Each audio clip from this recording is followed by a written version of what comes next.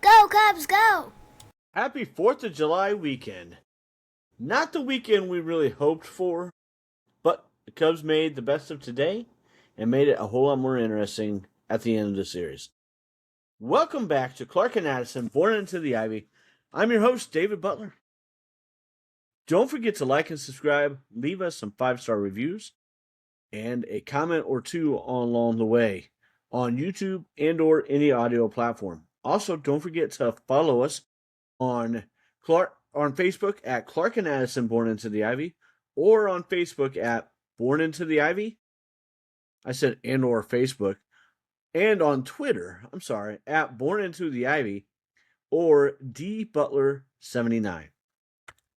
So, Cardinals review. Not the series that we wanted, not the series we hoped for. We were riding a whole lot of momentum. Not just the coming off the 23-3 win, but 15 out of the last 19 is a nice roll. And then we lost 2 out of 3 to the St. Louis Cardinals at home. And I'm telling you what, Alex Cohen said right on the broadcast today, the one on Peacock, the rivalry is alive and well just as much as ever. So, Friday's game was a complete and utter disaster. It was embarrassing. Lost 17-1, but just flat out got our butts kicked. David Peterson didn't have it. Bryce Wilson comes in. He didn't have it. And both of them just wore it. At some point, you just got to wear it. So, only one run sucked, but it is what it is. It's hard to keep fighting when you're down 10 runs right away, and then 7 more come across. It's hard to keep fighting, man. It's hard to keep expecting a team to do that. I'm not saying, they're professionals. I get all that. And I'm sure that they were trying their best, but they're humans. So 17-1, it is what it is, and move on. Saturday's game, that sucked. And I tweeted out at one point, I'm over Ian Happ striking out, especially striking out looking when there's freaking runners in scoring position. This man has a strikeout rate with runners in scoring position and 116 at-bats going into today's game. He has a strikeout rate of 37.9%. So he has struck out with runners in scoring position around 39, 40 times. And he did it again one more time today. He gets paid a whole lot of money for stuff like that. So when are we going to regress to the means, Ian? Because that's his favorite freaking thing to say. It's going to regress to the means. It's going to regress to the means. This dude always gets the same kind of similar numbers at the end of every year. But how much of that is when the team really needs him? In 2022, Ian Happ hit .250 with runners in scoring position. All right. Not terrible, I guess. He had the most at-bats in said situation for the team. Nico Horner had 119 at-bats in that situation in 22 and hit .283. Seiya, 107 at-bats, hit .253, so not much better. .250 I can live with. It's not terrible. In 2023, Ian Happ hit .250 again. A lot of guys better than him, though. Nico Horner again at 323 for that. Bellinger hit .323. Hell, Dansby Swanson hit .267 that year. Seiya Suzuki at .275. So yeah, .250 is not terrible, but it's not good. In 2024, Cody Bellinger hit .331 again. Pete Crow Armstrong hit .293. Dansby hit .246. Seiya .256. Nico dropped a lot. That was Nico's down year. I think we all know that. Ian Happ hit .239. Worse than the year before. 2025, Ian did his best since 22 at .271. And his strikeout rate was 20.6%. I forgot to look at strikeout rate when I was going over this just now. 30% in 24. 21 and 23. And in 22, it was 26.9. So damn near 27%. Last year's his best year, and last year frustrated me quite a bit. He came on a lot at the end of the season with that. But this man is he is the worst regular in the Cubs organization with runners in scoring position at a 172 batting average. So not only is it insanely frustrating that he's striking out at the clip that he is, he's not even hitting the ball that much. He's not getting runs produced, which is what he should be doing in the middle of the order. If he's in the middle of the batting order, that's what he should be doing. Producing runs. He should be somebody who comes across about a third of the time, or comes through about a third of the time. And right now it's not even 20%. And he's not even putting the ball in play to maybe get some sac flies or anything. He's just striking out a ton. That is terrible. If you cannot, as a professional hitter getting paid $20 million a year, learn how to put the ball in play and maybe hit the ball to the opposite field, shorten the damn swing up, what are we doing? Like, why? Like, why do we celebrate the man the way that some of them do? Oh, he's going to have his numbers. Yeah, but at what, like, how many solo home runs is there? I mean, maybe it's just my imagination. Maybe I'm making too big a deal about it.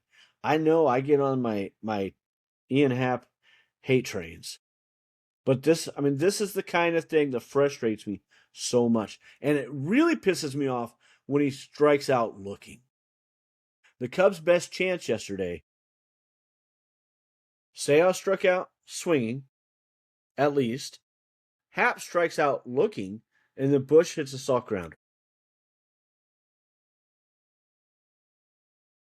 With men on second and third. All three of them. Terrible, man. Terrible.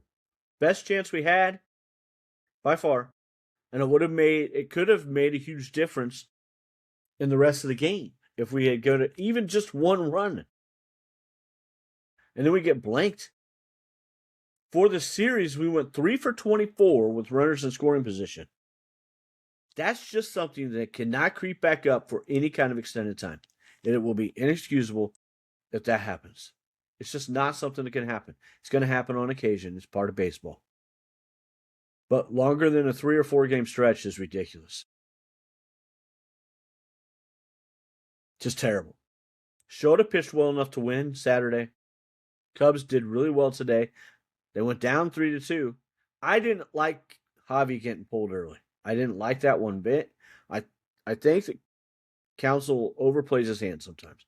He gets too smart for his own damn good. Didn't like it at all. All right. I'm going to shut up. Possible trade targets. We're not going to talk about any specific person right now. However, last week I said any team who is more than 5 games out for the last wildcard spot would be considered sellers. Going by that, the Red Sox are not sellers right now anymore. The Reds, however, are. We would have to overpay to get anybody from the Reds. Anybody. They also don't have a guy like Sonny Gray out there that they would be willing to part with, nor should they. They've already parted with Sonny Gray. And so, like, that's not a good trade for the Cubs as far as teams that would be willing to sell, probably. There's a lot of things that can happen in these next 15 to 18 games before the deadline. I'm just putting all that out there like that. And I'm going to track the teams that I think are available. And we'll probably talk about more specific players soon. I already laid out some of that last Wednesday, but it's definitely worth monitoring and seeing who could be available.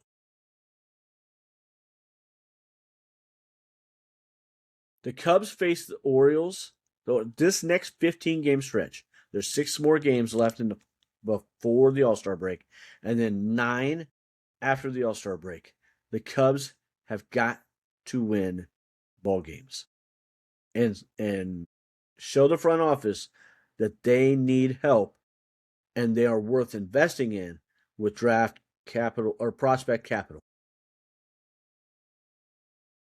They face the Orioles for 3 coming up Tuesday, Wednesday, Thursday, and then they finish the first half in Cincinnati for 3 more. Big series. Cincinnati plays us tough. They have Hunter Green back, and we will probably face him. Andrew Abbott is a guy that we've had trouble with, but we've got to figure out a way to get 2 out of 3, or to sweep the Orioles and only have to win 1 to finish 4-2 for the rest of this half. They need to go 4-2 for the rest of this half, and they will close the first half out 12 games over 500. If they can do that, I think that's a huge win and a good spot to be in. But then they will have 3 games at home against the Twins, 3 more at home against the Tigers, and then 3 at Pittsburgh that will be huge. They need to go 6-3 in that series, in my opinion, to prove to the front office that this is a team to go all in on. Because we have got to add a lot of pitching. I get that. And I'm asking for a whole lot of stuff there. And to go 10-15 in the next 15 games with a pitching staff that is depleted. I understand that that's a lot to ask for. But it's something that needs to be done. Or, at the very least, they need to go 9-6. And the offense cannot be the main reason that they lost the majority of those 6 games. They can't be. Because if the offense continues to sputter at times, why would you invest to get more pitching if the offense isn't going to score runs? Why? That doesn't make sense. Does it? It doesn't make sense at all. The offense has got to keep up their end with all the pitching injuries. If the offense can do their part, we can get more reinforcements for pitching. Is it going to cost a lot prospect-wise? Yeah. Do I think that we have to give up all of our top 6 or 7 guys, prospects? Absolutely not. I think we can keep at least 3 of them and still bring in impact pitching that can help this team right now get through the gap while some of these guys come back and are healthy and get us through. I don't think we have to add a ton for the bullpen because we have guys like Penn Brown that there's hope for coming back in relief and Justin Steele. Those guys can make a huge impact in the bullpen. Doesn't mean we don't need bullpen reinforcements. But I think right now we need at least 2, at least 1 high-impact starter and another starter to help supplement and give us more depth because the depth has been wiped out. And there was a ton of depth for the starting rotation. A ton of it. Javier Assad, I love the guy. I love the way he fights, but he is not the dog that we want him to be. He is a good pitcher. He's a solid pitcher. He's a guy who can help us, but he's not a guy who's going to be a dog in the playoffs. He's not. Is Matthew Boyd? I think he's shown he's capable of that. But that's a lot of trust in him right now. And I'm not saying he can't do it. I'm just saying that we need to have something to be able to fall back onto. Do I think that David Peterson can get to the guy that we need him and want him to be? I do. I really do. It's not going to happen immediately for the next, he's not going to roll out another, 15 starts now from now till the end of the season and be a stud for all 15. That's not going to happen. He's not the guy that we brought in. That's not the guy that we brought in. Edward Cabrera needs to come back and be the freaking stud that he was brought in to be because of what we gave up to get him. That's who needs to become a stud, and it hasn't been yet. But if we can bring in a guy like Sonny Gray, or even bigger, that might cost. We may only be able to save 2. If we were to go after something big, I'm not going to say his name. We all know who the hell I'm talking about. I don't know if that would be enough for the Tigers, but I also not sure I'm comfortable giving up 4 of our top 6 prospects for him. Are you guys? Tell me what you think. Do you think that Tarek Skubal for only the rest of this season, guaranteed, is worth and this dude's going to cost at least 500 million, at least? Is he worth 4 of our top 6 prospects and probably a little bit more from the bottom half of the prospect top 30? I mean, damn. I know that it's not as highly touted, but it's a whole lot more highly touted with Josiah Hartshorn going the hell off. It's a whole lot more highly touted with Owen Ayers going the hell off. Kane Kepley, Ethan Conrad has come back crushing the ball already. The number 1 pick from last year. And we're about to have another number 1 pick, number 23 overall, lower than what we're used to for the last couple of years. That's not a bad thing. That's a good thing. But it is what it is. Like, reality is reality, right? Go, Cubs, go! So we need to win. We need to win 10 of these next 15, 9 at the worst. And 10 would put us 15 games over 500 and in a really good spot to make a nice run. You don't go all in just to finish at the top of the wild card. You don't go all in to get one of those last 2 wild card spots. You just don't. Like, that's crazy. You hope for the best at that point, and it's a crapshoot, right? You go all in if you think you can go for the division and you can make a deep run in the playoffs. That's when you go all in. You got to match up against the Dodgers. That rotation is freaking insane. You got to match up against the Brewers. What they do is freaking insane. On the injury front, Shelby Miller, relief pitcher who was signed back in February after undergoing surgery to repair right torn UCL, and a flexor tendon last October, has resumed throwing, I apologize, in Arizona. What that means, we don't know. If everything goes perfect, could he be available in September? I think that's a possibility. But everything's got to go perfect. Like, I think it's too early to say, hey, I think this is a strong possibility. But it is a possibility, and it's intriguing. It's something to watch. This is a guy who is older, but has a uber amount of success as a relief pitcher. A late inning relief pitcher, high leverage guy. And then one more guy that I want to talk about injury-wise, Jameson Taillon, pitched 3 1/3 innings today in rehab with South Bend.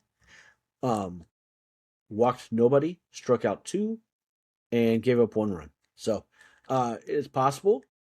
We'll see how he feels tomorrow. It is possible that he could make an abbreviated start of some sort before the half is over, and probably in Cincinnati. That concerns me some. The more I think about that now, that was just thought in my head, because Cincinnati is kind of a bandbox. But it's something maybe we could stack he and Javi in matchups and see how that goes. Or he and Shota. No, that's not going to work because Shota's not going to come in after him. But it's an intriguing possibility. At worst, as long as he feels well, he'll be back after the All-Star break. I think that Javi probably, I don't know who goes out of the rotation, to be honest, actually. But things to think about and be aware of. Baltimore Orioles preview. I will finish this and then we'll get the heck out of Dodge. I apologize. I've gone a little longer than I wanted to. Probable starters for Tuesday. We got Matthew Boyd, left-handed pitcher, versus Shane Baz. Boyd 3-1, 5.08. Baz 4-8 with a 4.19 ERA. On Wednesday, we got Colin Ray, 6-5, 4.74 ERA against right-hander Dean Kremer. 1-1 at 3.18 ERA.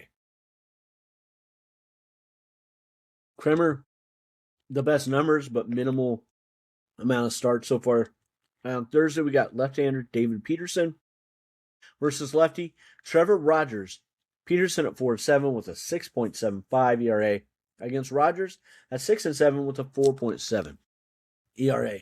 The Orioles are currently in 4th place after losing today against the Reds. They in the AL East and currently have a 42-49 record. They are 4-6 in their last 10. They are only 4 games back in a crowded AL wild card scene from the last spot. With 7 games under, like that shows you how crazy of a season it has been for the AL right now. And for any team to be out of it, like Kansas City, that's just like wow. You know what I mean? Their offense is ranked 13th in the league, though, with a 4.60 RPG with runs per game. Cubs are 5th at a 5.04. The team ERA for the Orioles is 4.35, 20th in the majors. Their starting pitchers rank a little higher at 4.43, 17th. The relief pitchers at 4.26 and 19th. They are offensively led by Pete Alonso, who sure would have been nice if we could have signed him. I was against it so at the time, but if we could have gotten him instead of Alex Bregman and had Pedro Ramirez, Matt Shaw playing third base, I'd be happy right now. I don't know about the rest of you. Not to dog on Alex Bregman, but you know what? Let's dog on Alex Bregman real quick. Alex Bregman has got to do better, or he's got to get the hell out of the 2-hole. However, I don't know who you're going to put there. Carson Kelly, maybe? Actually, that's not a terrible idea, is it? Alex Bregman, man. Come on, dude. You're capable of way more. Please do it. Otherwise, I'm going to go on a huge rant like I do about Ian Happ. Because this sucks. He had a nice double today, but then it's terrible after that. Terrible. Samuel Basallo and Adley Rutschman are kind of splitting roles together. They have a 792 and 782 OPS. They also have Gunnar Henderson, who has not had his best first half of the year, and is perfectly capable of just lighting up and taking over a series, just like Pete. And so that's something to watch for, because I didn't talk about his OPS. It's like 713. He could light that the hell up this against us, and it'd be great. So watch for that guy. Bullpen is led by Tyler Wells with a 3.02 ERA, Rico Garcia at 2.39, and Yennier Cano at 2.48. The rest of their bullpen, though, pretty suspect. So if we can get and force some time into the bullpen, do what the Cubs offense is pretty good at, and draw walks, make pitches thrown, and get into the rest of the bullpen, and not those 3 guys, we can make some noise for sure. Players of the week for the week.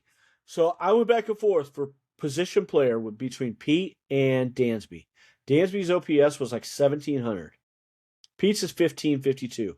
And I went with Pete because Pete impacted more than 2 games. That's why. Pete had a hell of a week.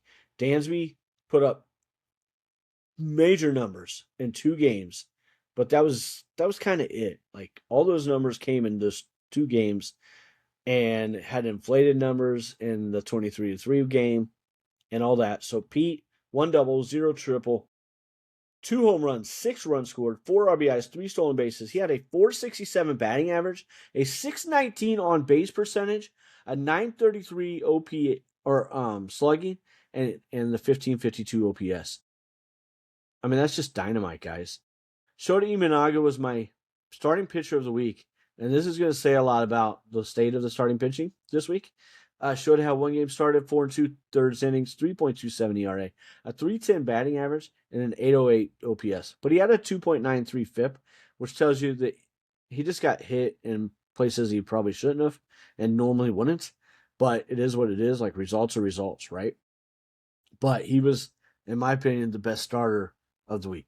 And for relief pitching, I went with Gavin Hollowell, 2 games, 2 innings, 0 average or ERA, 0 average, a 222 OPS because he had a 222 on base percentage, and 3.97 FIP. Again, nothing like super great. The Cubs were rolling because the offense was rolling and making the pitching look a little better than what they are. So, go Cubs, go! That's just what's got to happen to get us through this stretch. Don't forget to follow us on our Facebook group at Clark and Addison Born into the Ivy, and or on Twitter at dbutler79 or at Born into the Ivy. I'm David.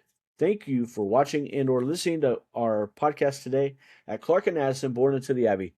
Don't forget to like and subscribe, leave us some 5-star reviews and a comment or two along the way. Have a great day, and let's go Cubs.